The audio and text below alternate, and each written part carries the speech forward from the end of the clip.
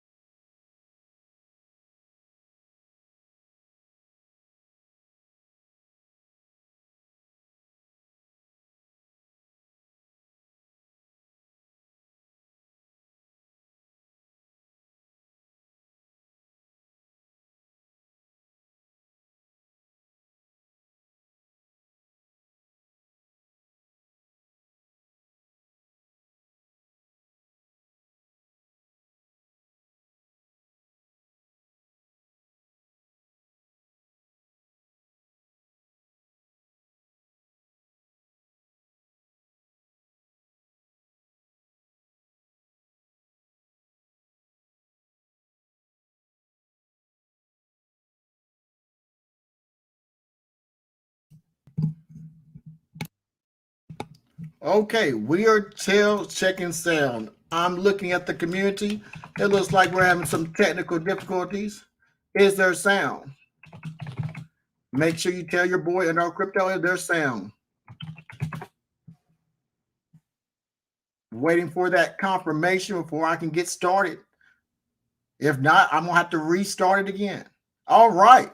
Thank you very much, Alexia, for letting me know there's sound. Appreciate it. It's your boy, Underdog Crypto, a.k.a. Jay, here with another cryptocurrency video. We had a little technical difficulties getting started, but that's okay, folks. That's what happens when you go live.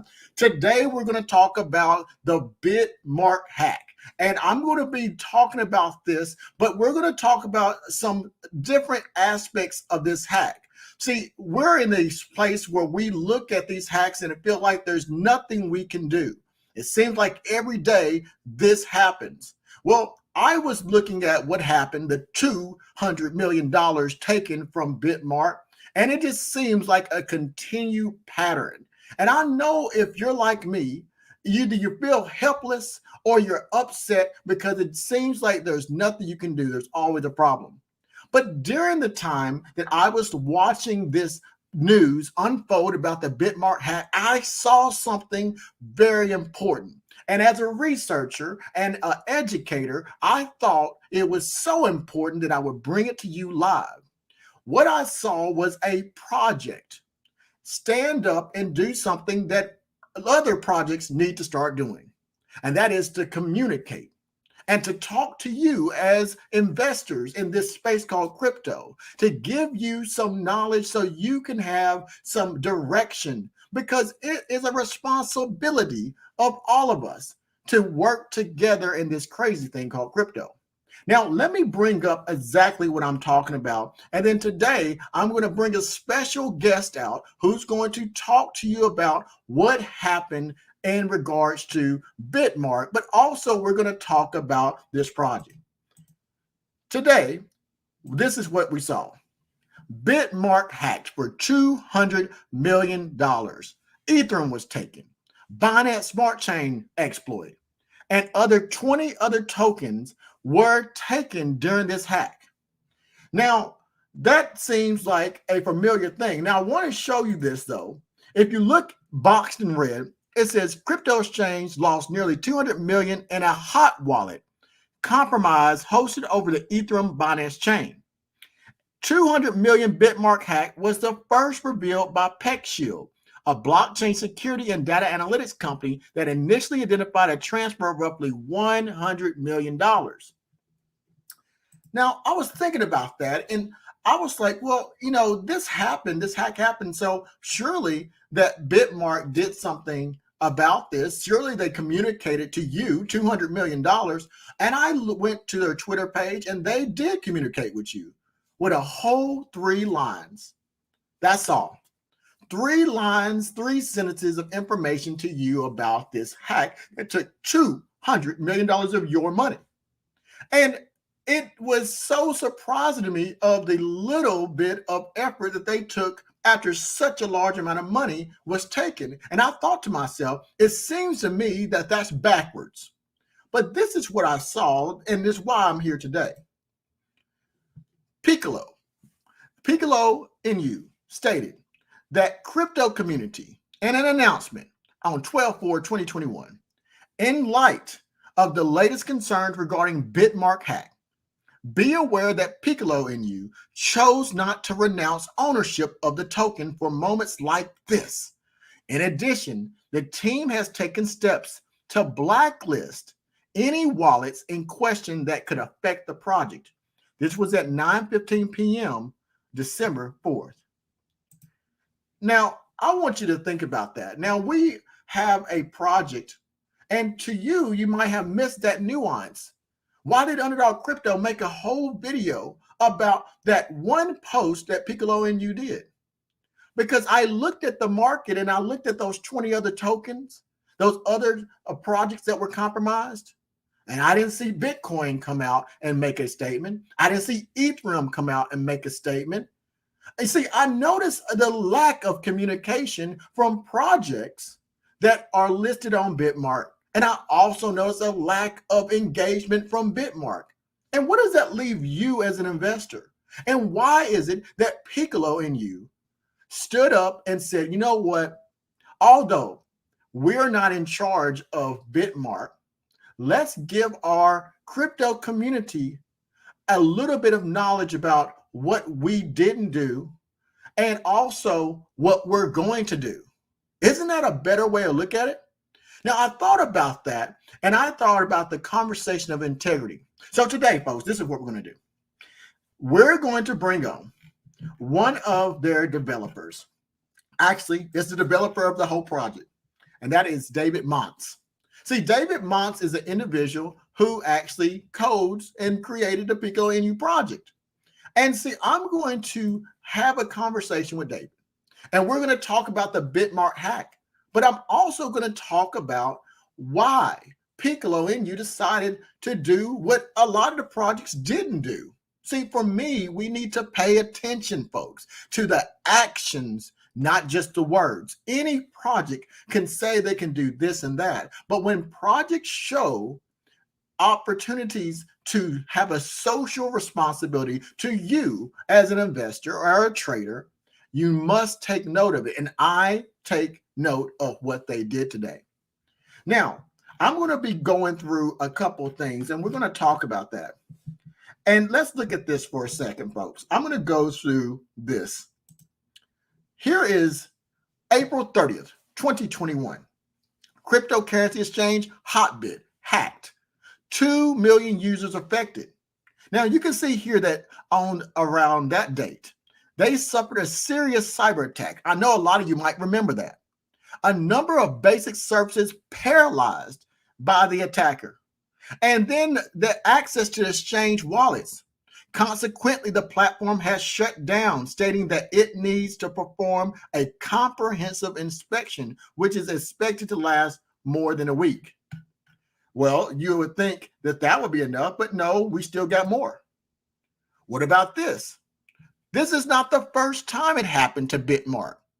Did you know that on July 27th, 2021, Bitmart seeks restraining order to prevent hackers from selling fake BSV?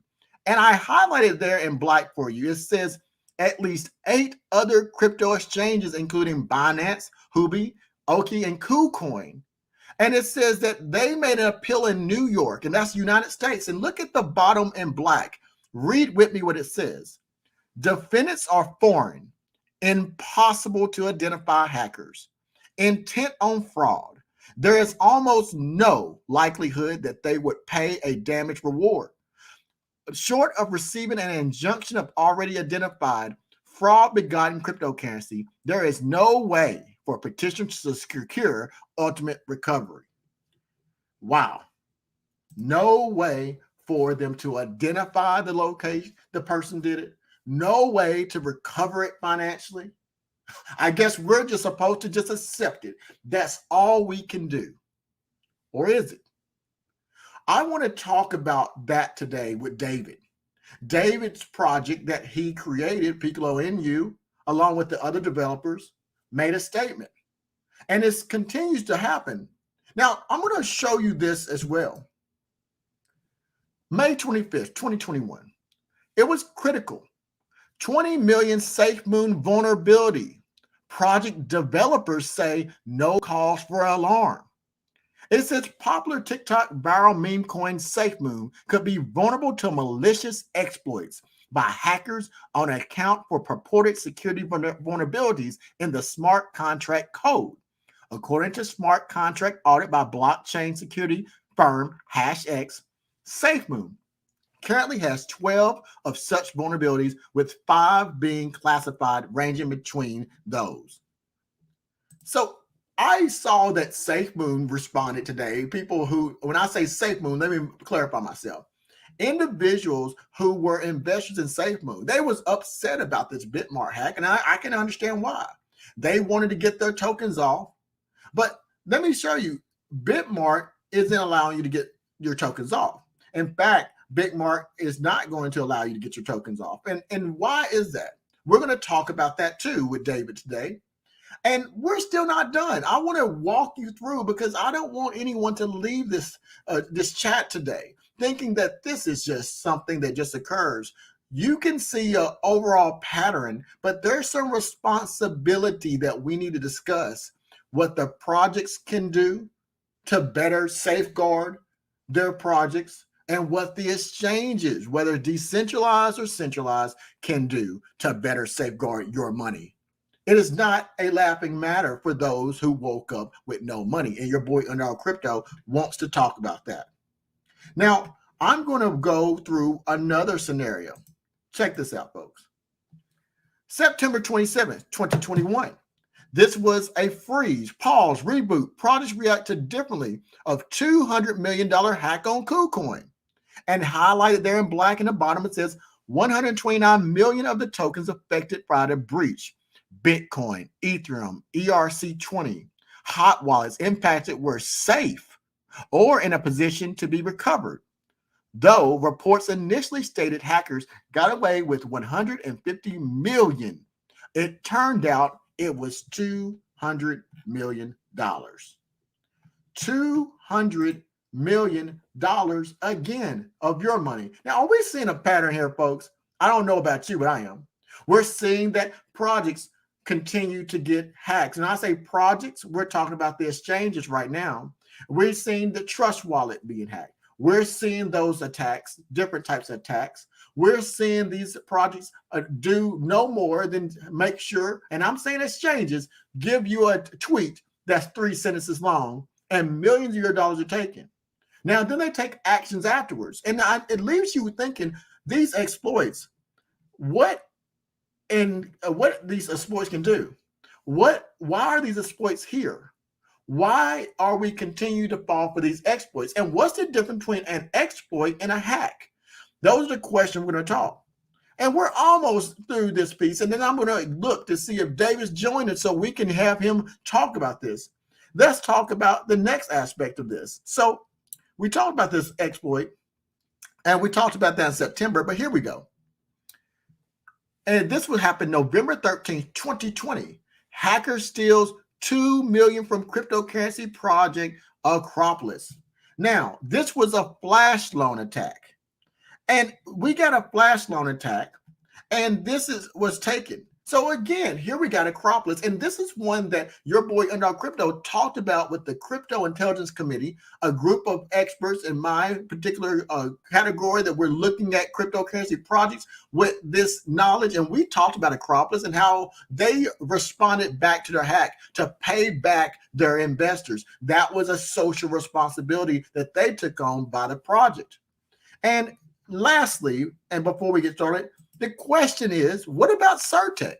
We look at these Certecs and we look at them and we say, hey, you know what? Hey, we got Certec. They don't that mean something? You know, we put a lot of stake in Certec and also trading platforms that say they're Certec audited. But if you look at Certec, they say mathematically ensure programs work correctly and securely, but it remains resource intensive. So we got Certec, but do we truly understand what Certec is for?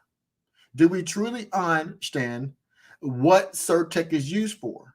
See, if we're here trading in crypto and the only thing we know is diamond hands, paper hands, if it goes up, you sell. If it goes down, you don't sell. We're really missing the point. We're not really arming ourselves to be active traders and active participants in our own wealth. What we're doing is hoping that we can get in, make money, and no one will bother us. But let me tell you, Underdog Crypto will look at you right in the eyes and tell you, you are hoping wrong. Because if you're not protecting yourself, the cyber criminals are trying to get you. And that's what my platform wants to do, is help you with that. So we're going to talk about that. So I'm going to look now. The time is now 9:30 p.m. I'm going to look to see if we have our guest today, David Montz, with the Piccolo Inu project. And I'm going to allow him to speak to us today about this and see if he is here so he can discuss what Piccolo Inu did today as they represented the project on Twitter by stating what they're going to do. And we're going to go back to that and discuss that. And also, as a developer himself, some of the things that he thinks about in order to secure this project, Piccolo Inu, for the future and currently. So, David, if you're there right now, let us know. You can come in, and if you're unmuted, go ahead and introduce yourself. Hey, how are you? My name is David Mons. I'm here, an invited guy by Underdog Crypto. Really appreciate having your invite here into your channel, into your community, and introducing myself here into your whole community. And again, thank you very much for all of these research videos you've been doing. You have been showing the truth to a lot of people who didn't got to see the truth. Now, I would like to say again that you can actually join to the voice chat in our Telegram group. We have a bot, a streamer bot, where you'll be able to see this current stream. And let's get started. Underdog. Awesome. And folks, let me introduce you just in case. We always got to assume that someone watching this video has never seen David before, has never watched my platform. So let me introduce who this is. So there is a project called Piccolo Inu. Now, this project has three utilities. It has a theme of a trading cards. It's going to have a game, and it's going to be able to swap your trading cards with different types of platforms. And this is what they're going to do. Now, David is the individual behind the creation of it, the development of it. You can say the brains of the operation, folks. When people say developer or dev, they're talking about the individuals who have the skill set to create the computer processes that create that project. Well, this is what we're going to do. Dave is going to talk about this Bitmart hack with me, and we're going to go through a couple of questions, and we're just going to talk about this aspect. He decided that he would like to come on here with me and your boy on our crypto. Thought that would be good for you to ask some questions about this so we can get better knowledge. Now, David, I'm going to start you with the post I showed earlier, and this is what it said. You can see that here it says from Piccolo Inu that in light of the latest concerns regarding Bitmart, the hack, to be aware that Piccolo Inu chose not to renounce ownership of the token for the moments like this. In addition, the team has taken steps to blacklist any wallets in question that could affect the project. Now, David, two questions. Here you say that they're not renouncing the ownership. And see, that's something that people may not understand what renouncing ownership means. And also, you talk about, or the person who posted it talked about blacklisting any wallets. Would you like to talk about that and tell us exactly what that means? Okay, so again, thank you very much for inviting me here and having me here. So let's get started with the question about the blacklist. Many of the holders at the beginning of the project, they were worried about why don't you blacklist, why don't you renounce the ownership of the contract? Well, what can I tell you guys is that I've been here in the crypto space since a long time ago. I've been here since late 2016, but I mined bitcoins way before, but I stopped being in crypto for a while. Well, I got back into crypto, and suddenly I was using a big exchanger wallet named Coin Payments, and they usually got hacked. I had over 5 million XRPs over there, and they got stolen by a hacker on Coin Payments.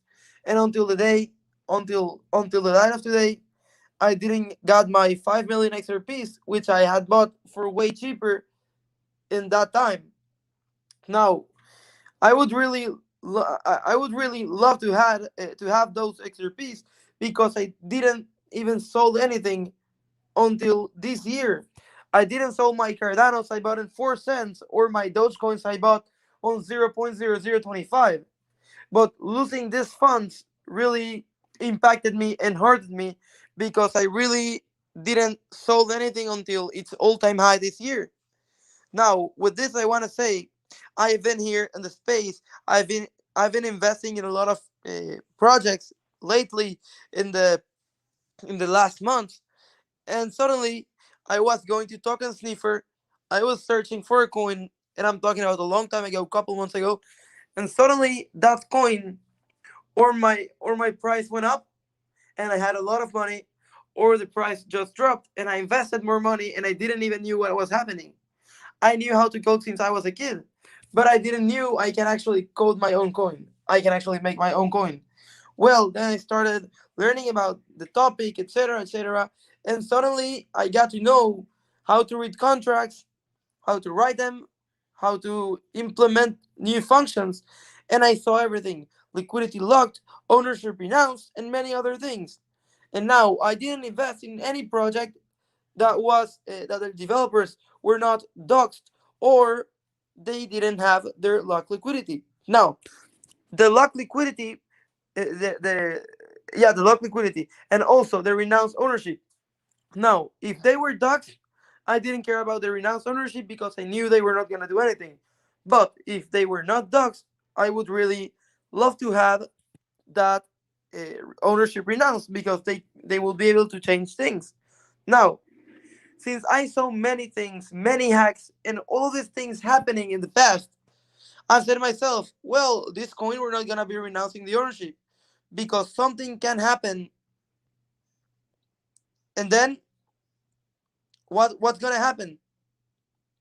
We're just gonna be in a situation where a hacker will hack any wallet of any exchange, and we can actually, I don't want to say the bad word, but we can get hurted about that situation. Well, in our case, we didn't renounce the ownership. We know what we're doing. And suddenly, I heard with my other phone with an alarm that I have another phone and I get all the crypto news. And if it's something really important, it gives a big alarm. Therefore, I I always hear the big news, even if I'm sleeping. I get to know everything at the right moment. Now, I got to know by Max because he called me, he sent me a message, my dear Max, as you know him as Max Manes. So he sent me a message and told me, and called me after, David, dude, Bitmart got hacked. We've got to act really quick. He sent me a list of addresses, and we went straight ahead and started blacklisting all of these addresses. What means blacklist? They can buy, but they cannot sell or move their positions. With being this said, we didn't let Bitmart move our tokens. For some reason or some unknown reason, they were able to move the funds into another wallet and they got to dump 23 Ether or the equivalent of $100,000. Now, with this being said, it was pretty sad. We couldn't do nothing about it. Now we have to see when Bitmart is gonna be actually giving us that $100,000 back to make the buyback or add it to the liquidity. We're still discussing it now. With this, with all this situation happening, when you see a wallet or a an exchange, they actually have their own ecosystem. Okay, if they have their own ecosystem, they will have almost no fees inside. It's like they will go to the Binance Smart Chain or any other network. They will create tokens for the tokens they own. Let's say they will have 5,000 Ethereum, I don't know, maybe 500 Bitcoins, and maybe other type of holdings. They will create a fork, or they will create a fake token, a wrap token, and this will be the token that you will be swapping in and out. There are the hot wallets where the actual owners of the exchanges will have all of your funds when you deposit the funds there. With this being said, I'm trying to say if you got, I don't know, let's say 5,000 USDTs on any network and you send them to the hot wallet, you're not sending them to exchange, you're sending them to the hot wallet. And you're actually going to be reflected with wrapped tokens in your wallet. Now, when you have these tokens, you can buy, you can sell, and do whatever you want for a small 0.001 or 0.001% commission, and this will be nothing. You won't be able, you won't need to pay the $400 fees on Ethereum or such. Now, with this happening, their hot wallet, which had all of their funds, got hacked, or that's what they say, which I don't think it's possible. And in my opinion, any project or anybody who has a big wallet, even if it's decentralized or anything, he should have a confirmation wallet. With this, I forgot the name right now, but it's like a wallet where a multi-signature wallet is a word, where you have to actually go ahead and sign a transaction. If I want to send $1 to another address, the other the other human being who's holding the other wallet, the same wallet but in another phone or anything, he has to confirm the transaction. And I didn't see this being, or I didn't see this happening here. And we're talking about $200 million, and it happened already twice or maybe three times in their whole career. They should have been more secure. If you go ahead and look at Binance or KuCoin or any other exchanges, they could have got hacked in the past, but now they won't be able to get hacked. People won't know how to hack them. They have their funds safe and they know what they're doing. I don't know why Bitmart got and lowered their security. I'm not here to talk bad about Bitmart or say anything bad about them, but they were not secure, and that's why this happened. And for anybody of you hearing out there, I would really like you to know that if you're holding a big wallet, please convert it into a multi-signature wallet, because with 3 clicks, anybody can join or take your wallet and send all the funds anywhere. Even if it's you, you can be the same human being holding two different multi-signature wallets. But if the other side won't have your access or your other key or your other go or pass or okay, he won't be able to transfer the funds. Thanks. David, I'm going to go through that, and thank you very much for shedding some light. You talked about what you would do to blacklist. You gave information about multi-signature wallets, and you discussed that as well. And people may not understand that. I want you to take note, community, is that although this is a project developer, he was critical of the things, and I want to make sure the things that he saw with these exchanges being hacked. Now, I want you to pay attention. Now, oftentimes we have silence, and people don't know why. We're not all developers, and we're not all technically inclined to understand the nuances of this, and I don't expect everybody to do that. But at the same time, I see something he said that was very researchably relevant, and that is this has happened multiple times. And because it's happened multiple times, first time, shame on us, all right? But after this time, we have to consider that there's something wrong with this continuation of these exploits and hacks. Now, I am a digital forensic scientist. One of the things I do is when places or things get hacked, is use my skill set to discover who hacks, who did it, when they did it, how they did it, and I report that. That's a cybersecurity function. And I looking at this myself with my expertise, and I'm saying, whoa, wow, why is this happening? I mean, you're trying to tell me you don't have anyone that can help you with these exploits? You don't have anyone that can help you? There is something more to this, and I think it's important. Now, David, I want to bring this up.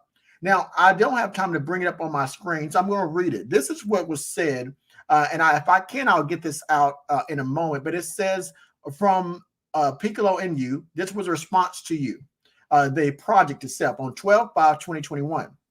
It says, our devs are dedicated to this project and us.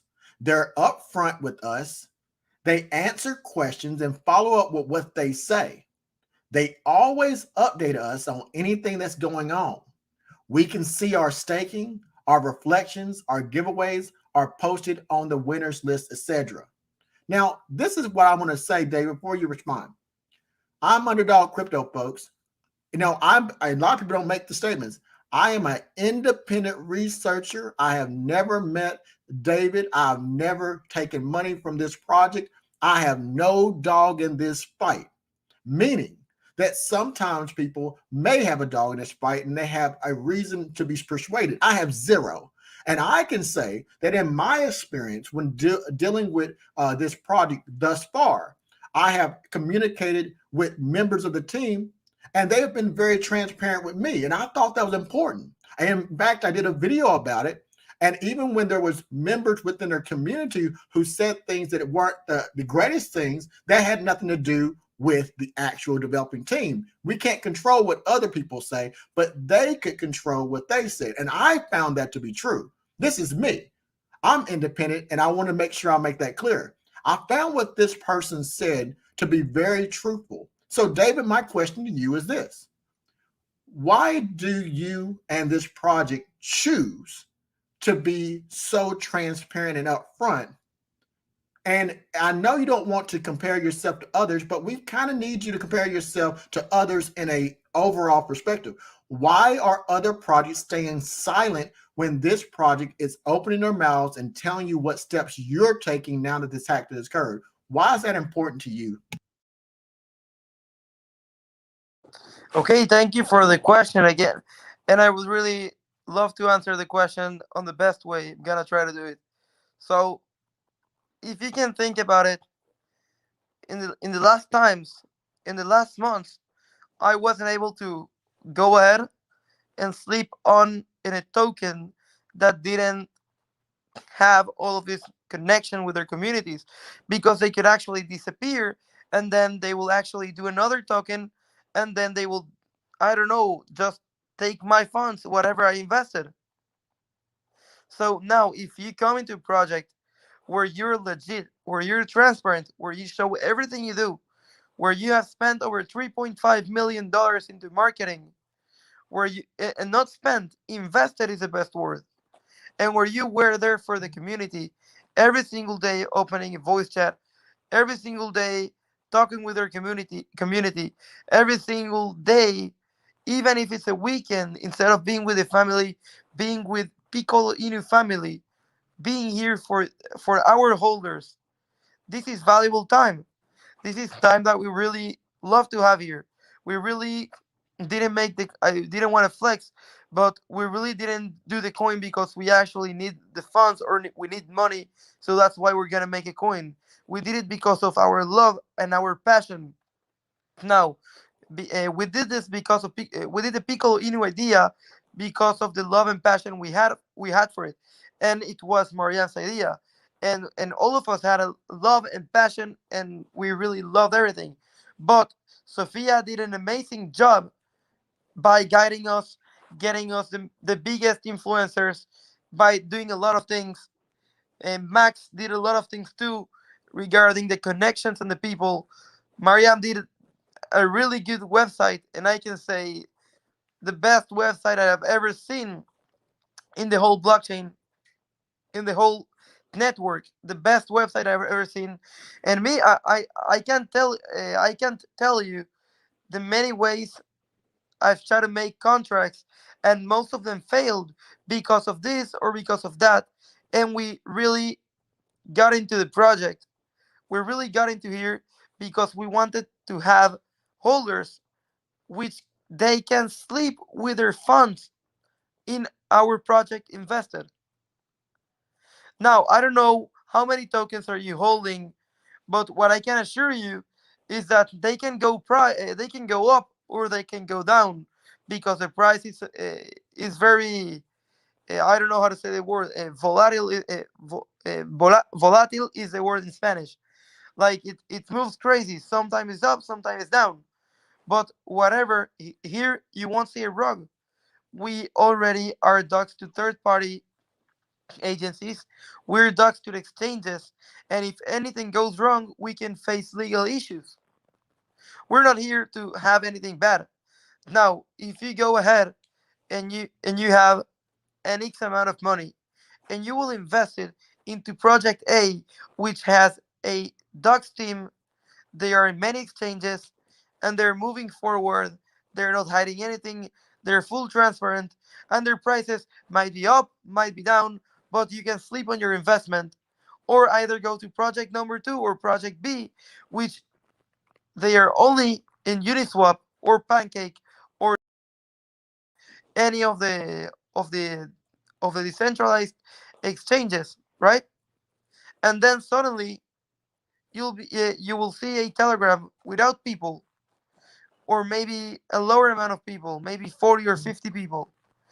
Forget the fact that they were starting. Just you go there, you don't see vibe, you don't see people moving, you don't see anybody there. You see no voice chat, you see no liquidity locked, you see no ownership renounced, you see no developers, no face, no KYC, no transparency.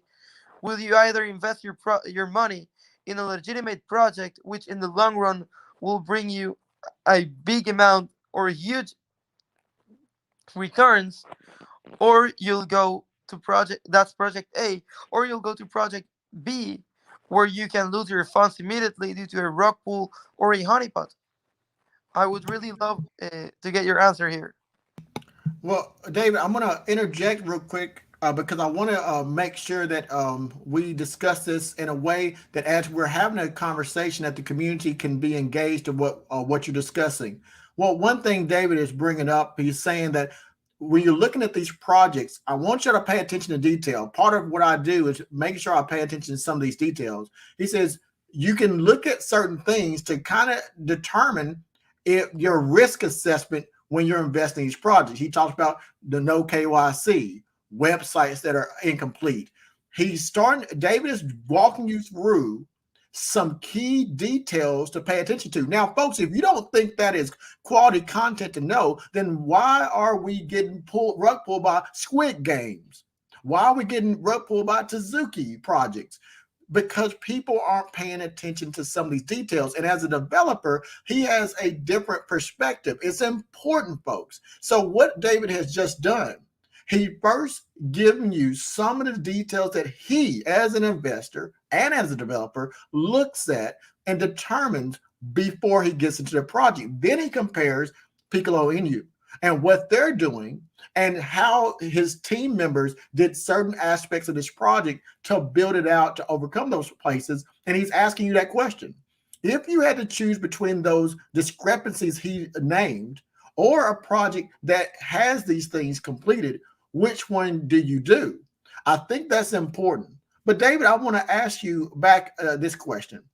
If you have a project, and I'm going to bring this up, we're as investors, we are trying to support these projects. And a lot of times people don't understand the difference between a legitimate project, a meme token that has no utility, and a project like Piccolo Inu that has utility.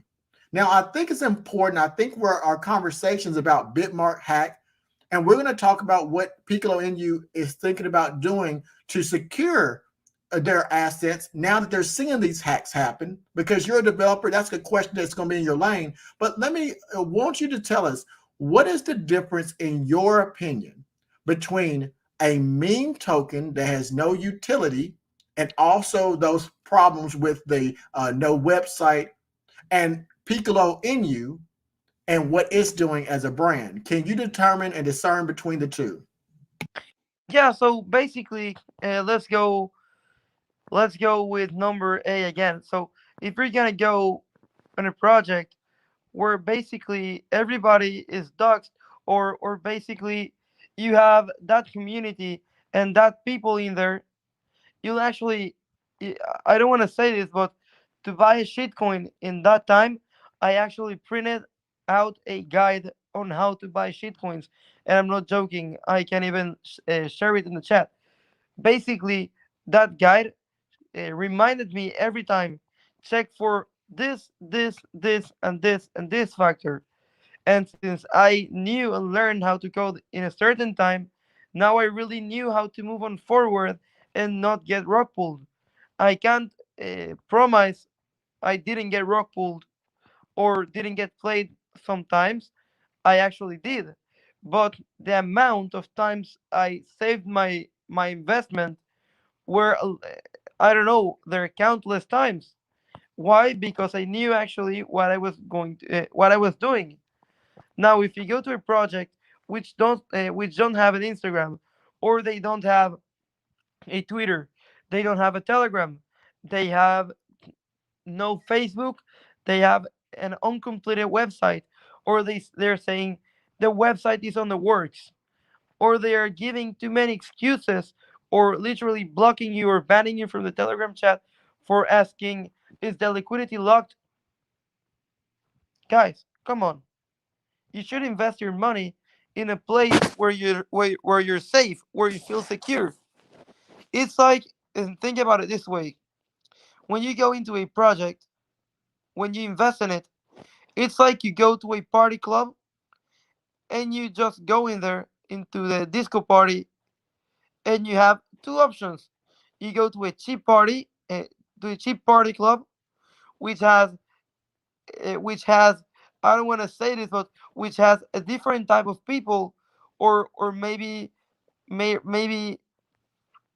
some guys that are bad guys.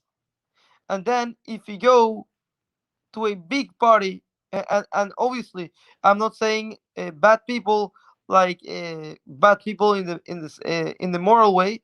I'm saying it as bad people, as maybe drug dealers or anything like that. And then you don't know the owners of the place, you know nothing about the place, and you don't know what they are serving to you in the cheap place. You will ask for a drink, and they will put you something else. You ask for a cigarette, they will sell you something else. But think about it: you go to an expensive club where you actually know the owner, you know what you're drinking, you know what you're smoking. By the way, by any means, I'm not telling you to do any of those things.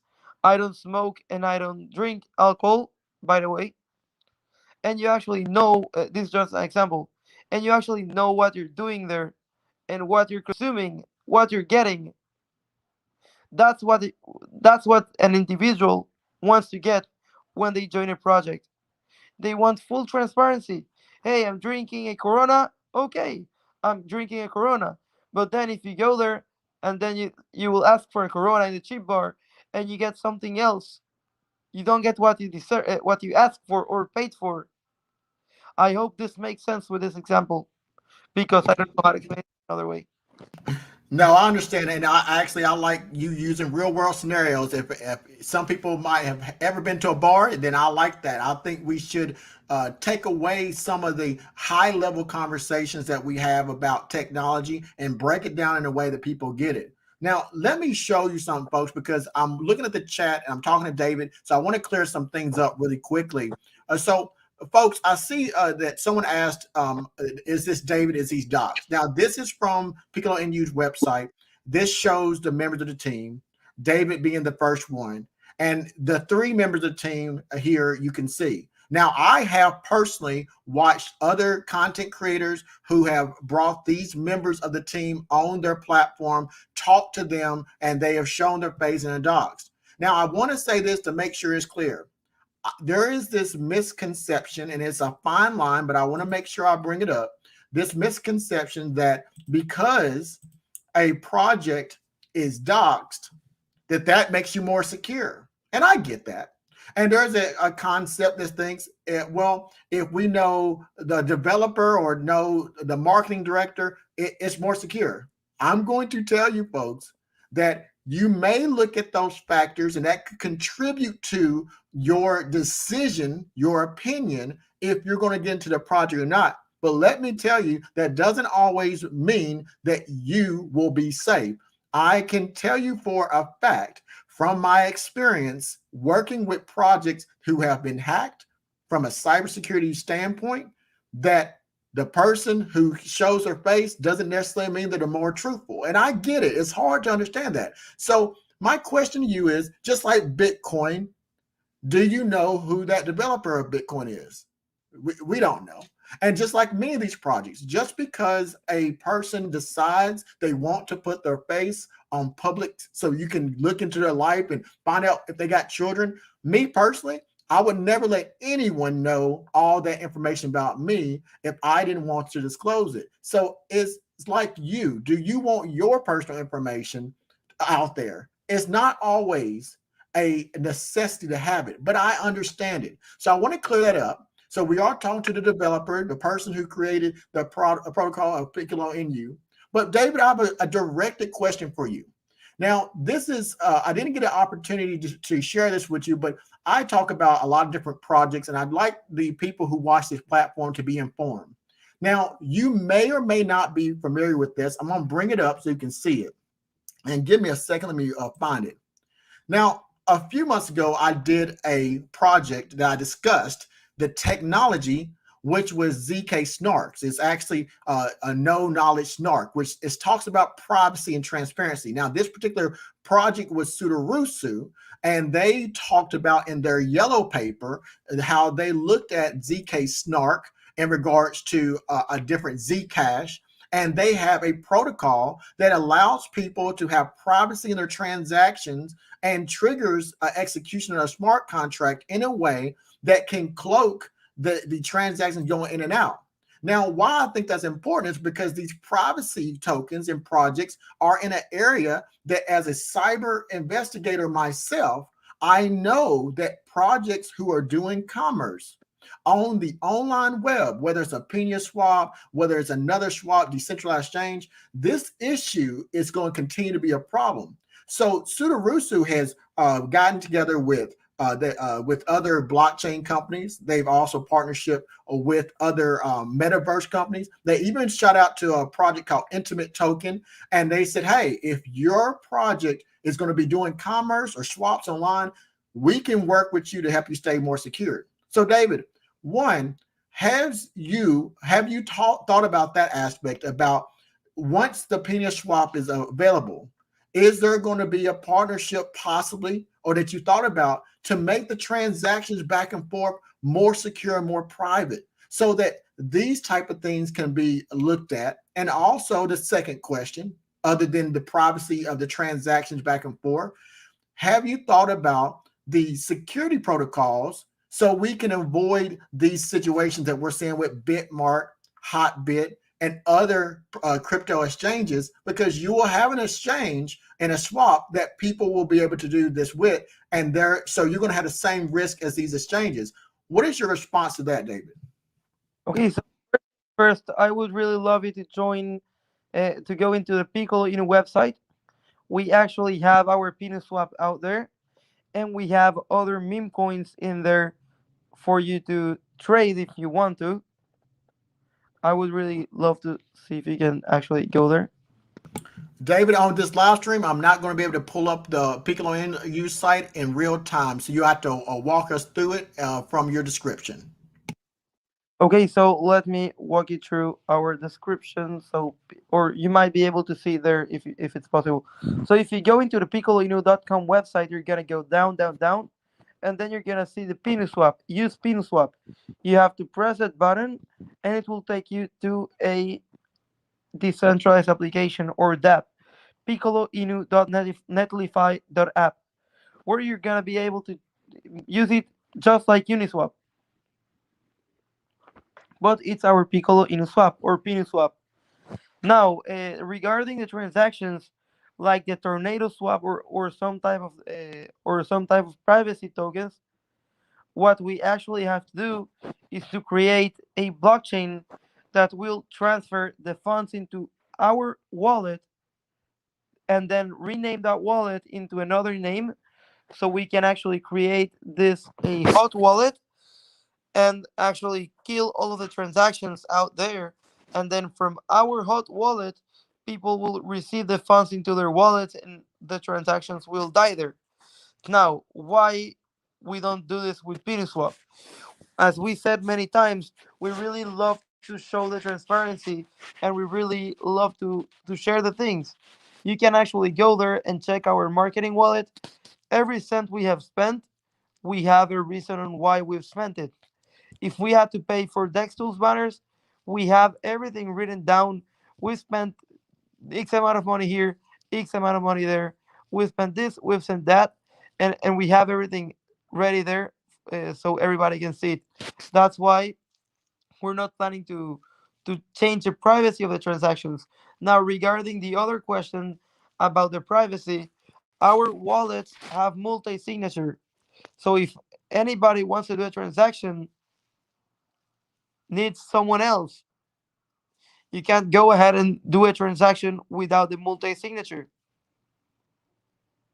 So these are some of the factors that protect us from people getting over our project. Also, we haven't connected our wallet into any decentralized application, only to our decentralized application and Uniswap.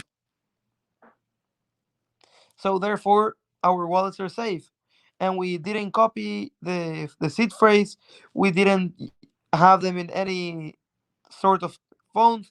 And every time we got connected to them, we used VPN or a new internet connection. We did many things, so we won't be in that situation. David, I appreciate you responding to that. And let me be more specific, and hopefully this can clarify my question. And so, for example, as I said, I'm in the cyber area, and there's a attack called the Parity multi-signature wallet hack. And give you a brief synopsis, because again, this may be something you're aware of or may not. I don't know, but a multi-signature wallet attack or smart contracts is designed to manage the crypto assets. But what it does is it allows for the multi-signature ownership to change, and this particular hack will affect that. I think I knocked you off. 1 second, David. If I knocked you off the screen. So let me finish that. So my question is, with that, is that something that they can be aware of? Is that something that can be protected against? And give me a second. I'm looking. I think I actually knocked you off the channel. Let me put you back up here until I see if you come back. And so while we're waiting for you to go back, folks, I'm going to go to you in the audience. And while we're waiting for David to come back to the screen, we're going to discuss what we've seen so far, and let's see if we get answers. So I'm in the comments now, and let's see here. Where are we at now? We are at the top. So let's see what questions you have. So while we're waiting for David, in case he got kicked off, let's see what questions you have, folks. And now some of the questions, this is about Bitmart Hack and hacks in general. I may not be able to answer for you folks, so I won't do that if I can't. So we have this one question, Stock Crypto Moon. Red, can one collect reflections with offline wallet? That's going to be a question I won't be able to answer for you today because I have not researched into their collections. Well, let's see what we have here. Is David doxxed? I showed you here, folks. If David was doxxed, I said this is the members of the team, and David is the number one person there, the developer. And so, as doxxed you can be, notice that if you look at this video, they placed his last name and his first name there. And so, that is what I have in regard to that question. And we're going to keep going through and see what else we have here. Let's see here. I'm looking through. All right, so let's look at this. Kings and Queens empowerment. Social engineering. Never send sensitive information over Wi-Fi unless you are absolutely sure it's a secure network. So now we're having this conversation. That's a really, really good point. Thank you, Kings and Queens. So we're talking about hacks. Bitmart Hack. We talked to David for a brief period of time where he went over his perspective about hacks as well. And this is some good information you should know, folks. And we got social engineering. One of the leading ways that people are able to get your information in most exchanges is social engineering. In fact, we ignore it often, but it's the easiest way to do it. In fact, the other day I went to a particular project and I was looking at project as I often do in their Telegram, and I posted something in that project talking to the community members. And I like to engage with the community to find out a little bit more about the communities and lead myself on my research. And then someone contacted me directly and they said, hey, Underdog, have you gotten your, and I think Dave has rejoined us. Let me add him back. Hey, can you Hey, hear me? how are you doing? Fine. I don't know why. For some reason, I got kicked out of the. No problem, David. I'm going to pull you back in. I think I accidentally kicked you off. And if I did, my apologies. I was just explaining to people a story that Kings and Queens Empowerment said about social engineering. I'm going to finish that, and then I'll let you finish your statement. That sound good? For sure. Okay. And so, folks, what I was saying, and thank you for rejoining us, David, is that that person in that particular Telegram didn't know who I was. They said, hey, Underdog, have you got our new tokens for this project? You get reflections. All you have to do is click on this link. So me being who I am, knowing that this is a scam, by the time they contacted me, I looked at their profile. It says, do not DM first. And they had taken someone else's profile, a moderator from that Telegram group, to trick me into believing as them. So I went to the site on a secured method, and I saw there was malware waiting to dust my account. So I was able to reverse engineer it and tell them exactly who they were, tell them exactly where they lived, and tell them they're probably messing with the wrong person. And they quickly deleted the chat. Folks, unless you have those skill sets, and I don't like to do it often, you want to ignore these type of invitations, these drops, nothing's for free. So if you're in doubt, typically I would encourage you to go to the project website, do your research before you take part in that. Now, let me go bring David back in, and thank you, Kings and Queens, for that. I appreciate you taking the time to write that. David, what we was talking about before you got kicked off is that I wanted to be more specific. I was giving an example that you may or may not be aware of an attack called Parity multi-signature wallet hack. Now, this is a particular one I looked up in 2017. So again, this might be outdated and no longer useful, but this particular multi-signature attack was able to be an exploit for some of these multi-signatures. So with that being said, is this still something that you look at as a developer of Piccolo Inu, that there's going to be people who are trying to get into Piccolo Inu and your swap in order to take people's tokens, because that's what criminals do? What is your stance on it, and how will you continue to make sure that the project stays secure for the investors? Well, so it's pretty easy to answer the question. We have a secure website.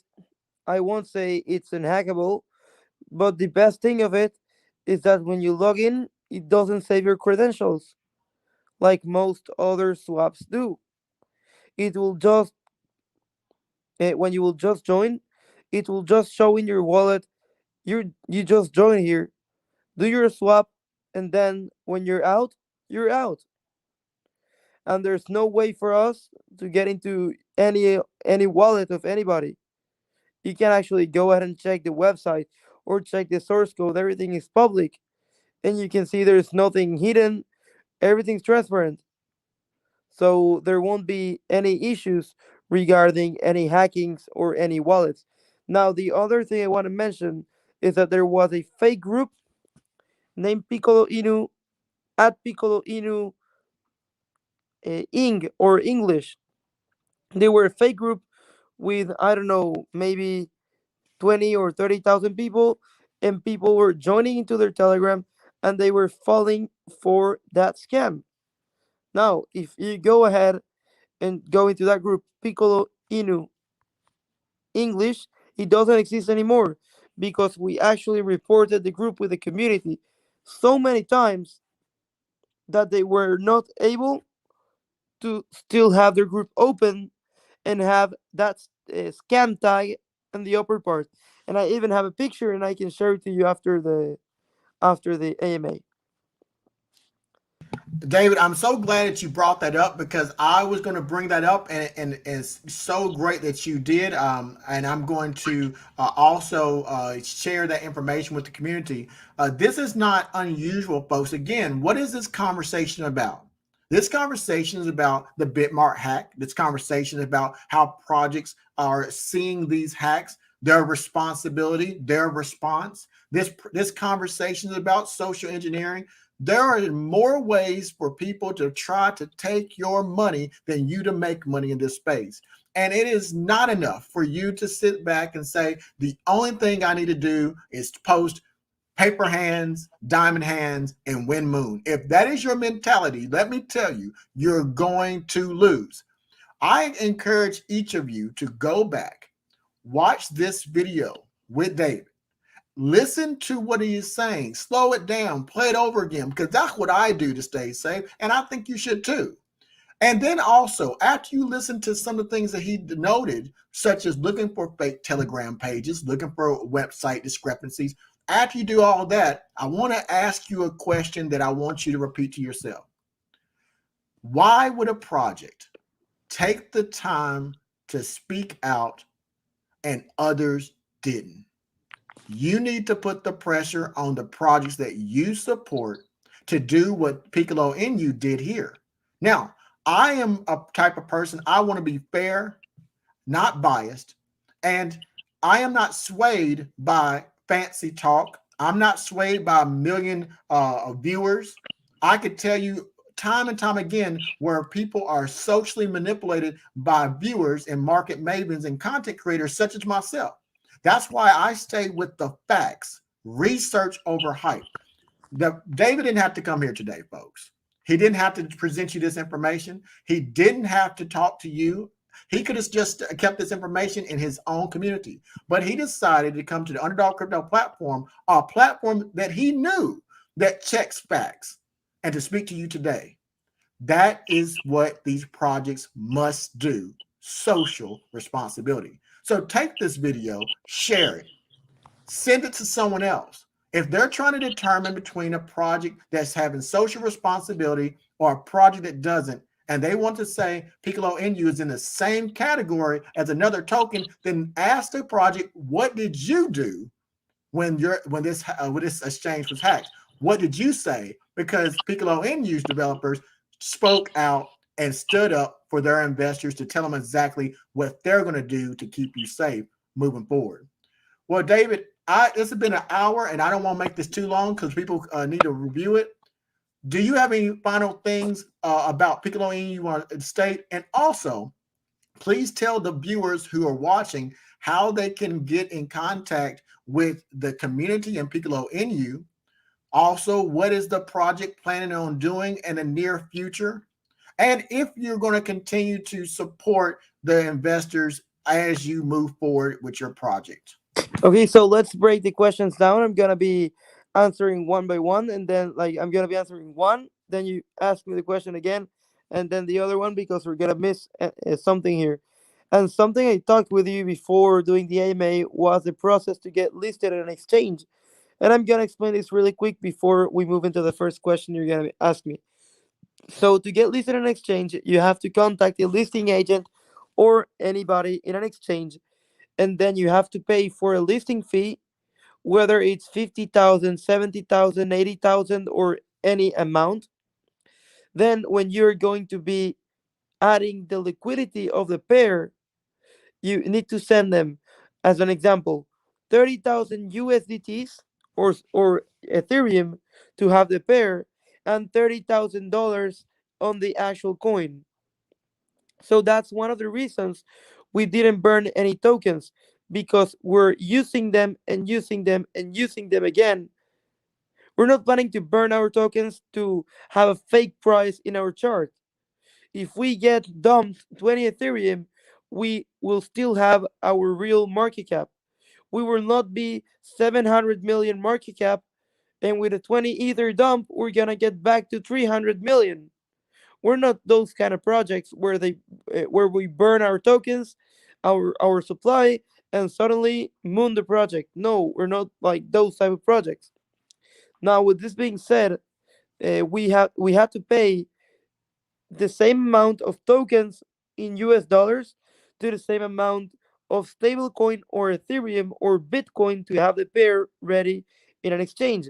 Now, with everything I said before about the hot wallet, you're basically sending your funds into the hot wallet, and they will actually make a fork or anything about your token without fees, and then they will actually put you in the trade part, where they're buying or selling with no fees. And when you want to withdraw your funds, it will take a couple minutes to get the transaction done and ready, and move from the hot wallet into the actual wallet where you're sending your funds. Now let's start with the first question, please. All right, David. And I was actually wrapping up, and he gave you some extra information, folks. David just gave you information about the process behind the scenes on listing a project on a centralized exchange. But, David, I was closing up and wrapping up our conversation because we're over the hour mark. I wanted you to say how could talk about how people who are interested in learning more about Piccolo and you can find out more. Also, where is your community located so that they can engage if they choose to? And what is your steps that you see that the project's going to take in the near future? Okay, so first question, how can people see more information? They can actually join us on Twitter at Piccolo Inu, or Instagram at Piccolo Inu, or Facebook at Piccolo Inu, or any other social media where we're at. So we're actually active on Twitter, Facebook, Instagram, and obviously we have our loved Discord full. Are you still here? I'm still here, David. Continue. Oh, amazing. So we have our loved Discord community full of gamers and full of amazing people right there to be talking about the game and everything. Now, regarding about the Telegram and the communities, where are our communities? We have our Piccolo Inu main chat with over 5,000 people, which they are from all of the world, even from many places in America, Central America, South America, North America, Europe, Asia. We have people from Africa too. We have people from all of the continents, from all the side of the world. I'm sorry. Now, with this being said, we have over 10 different Telegram groups where we actually have all of the communities and all the languages. And to wrap it up real quick, I will say we have the English community, the main community, the Chinese, the German community. We have the Indian community, the French community. We have the Lebanese community or the Arabic community, the Russian one, the Turkish one. We have the Persian one, we have the Indonesian one, and we have the Spanish community. Now, we have all of these groups, all of these 11 groups and communities, because we wanted to expand our community. I know how to talk Spanish, but many others know a lot of different languages. So Max know how to talk Turkish, and he knows how to talk German. So he's gonna go there and he's gonna answer to the people there. We have different mods that talk Arabic. They will be helping out the people in the Arabic community and such with the other communities. That's how we're trying to interact with other communities. I even go in there and use Google Translate and talk with investors. Now, keeping up with the last question you've asked, will be the following thing. So, what actually is going to be happening with the project? We already had a big AMA with Austin Hilton, Jorge Morales, and Sofia, where they actually talked about what's going to happen with the game, when it's going to be coming, and everything. By the way, we're getting into the metaverse. I'm not going to say when, whether, how, and where, but we're getting into the metaverse, and it will be big. And we're having all of these small things behind our backs coming to the project, new people coming, new influencers, new talks, and many more marketing ways coming to our project due to the fact that we're keeping up with it. We're not going to go anywhere. This is our baby, this is our project, and we're going to be here. We're not moving anywhere. So, this is one of the reasons you should hold the token. Now, the game, as everybody's asking, okay, we can have a game in 1 month. Yes, we can. We can actually go ahead and do a fork of another game. And that's what we talked with the gaming agency. But we offer them more money to make the game faster. And you know what did they say to us? They say to us, okay, we can't make the game faster. You can take 9 months and get one baby in 1 month. You have to wait 9 months until the baby is ready. So that's what's going to be actually happening with the project. We have a special time, we have a good amount of time. We're going to be investing to make the game look like the best game. There are other tokens that brought up games and they were not the best ones and they were forks and they had a pretty solid project and they just went down. We don't want to let you down.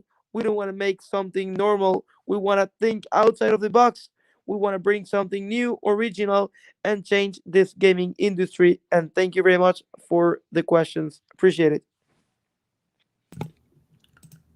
All right. Thank you very much, David. I think that's much appreciated. You gave some great insight on that. And folks, we're about to head out and close out, but I want to say that I appreciate David coming to speak to us today.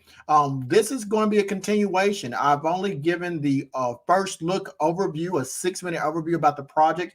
I've given other cursory project reviews, such as the billboards. I've discussed that. I've looked at other content creators to make sure that what they're saying is correct. And now you've heard it from one of the developers. So we're looking at these projects differently, and that is important. Now, if you want to support your cryptocurrency project, that is not here for me to do. That's for you to make a decision. Use this information, add it to your own research, and make a decision that you can do. I'm not a financial advisor, so I can't do that for you. But what I can do is provide you researchable facts that you can look into. I hope that you do that. Now, folks, before we close out, I want to remind you that I'm telling you that we're trying to get these projects and the communities to work together and go all the way to the top. So your boy Indigo Saint has asked you to do the same thing I'm asking you. It's free to do. Go to the video, click on to the top. And he also has something in store for Piccolo Inu, but we're not going to talk about that right now. Right now, as a community, just engage. Like, share this information so you can protect yourself and your interests. Folks, that's all I have. Thank you very much, David. We're about Thank to you get very out much here for now. inviting me here. I really appreciate it. Thank you, David. I appreciate it. And we're over the hour mark. So, folks, we're going to bid you farewell as we sign off. Make sure you check out Piccolo Inu. Find out the truth for yourself. Look at the research, compare, and make a decision. Until next time, this has been your boy, Underdog.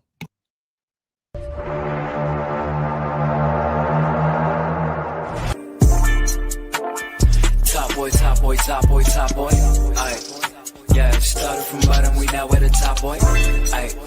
Yeah, top boy, top boy, top boy, top boy. Aight. Don't mess with my food, I get you like top boy. Aight. Yeah, top boy, top boy, top boy, top boy. Aight. Yeah, started from bottom, we now at the top boy. Aight. boy, top boy, top boy.